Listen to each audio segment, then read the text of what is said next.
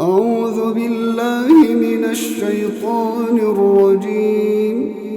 بسم الله الرحمن الرحيم. اقتربت الساعة وانشق القمر وإن يروا آية يعرضوا ويقولوا سحر مستمر وكذبوا واتبعوا أهواءهم وكل أمر مستقر ولقد جاءهم من الأنباء ما فيه مزدجر حكمة بالغة فما تغني النذر فتول عنهم يوم يدعو الداع إلى شيء نكر خش عن أبصارهم يخرجون من الأجداث كأنهم جراد منتشر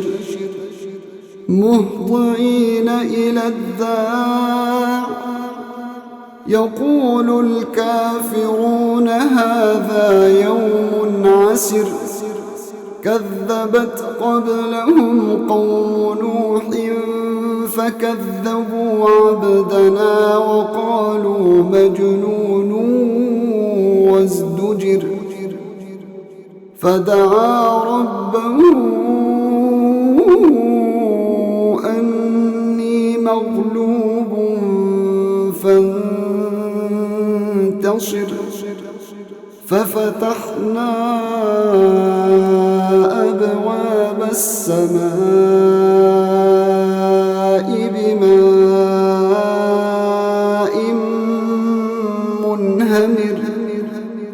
وفجرنا الأرض عيونا فالتقى الماء على أمر قد قدر وحملناه على ذات ألواح ودسر تجري بأعيننا جزاء لمن كان كفر ولقد تركناها آية فهل من مدكر فكيف كان عذابي ونذر ولقد يسرنا القرآن للذكر فهل من مدكر كذبت عاد فكيف كان عذابي ونذر إنا أرسلنا عليهم ريحا صرصرا في يوم نحس مستمر تنزع الناس كأنهم أعجاز نخل منقعر فكيف كان عذابي ونذر ولقد يسرنا القرآن للذكر فهل من مدكر كذبت ثمود بالنذر فقالوا أبشرا منا واحدا نتبعه إنا إذا لفي ضلال وسعر أألقي الذكر عليه من بيننا بل هو كذاب الأشر سيعلمون غدا من الكذاب الأشر إنا مرسل الناقة فتنة لهم فارتقبهم واصطبر ونبئهم أن الماء قسمة بينهم كل شرب محتضر فنادوا صاحبهم فتعاطى فعقر فكيف كان عذابي ونذر إنا أرسلنا عليهم صيحة واحدة فكانوا كهشيم المحتضر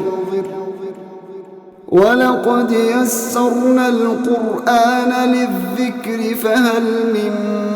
مدكر كذبت قوم لوط بالنذر إنا أرسلنا عليهم حاصبا إلا آل لوط نجيناهم بسحر نعمة من عندنا كذلك نجزي من شكر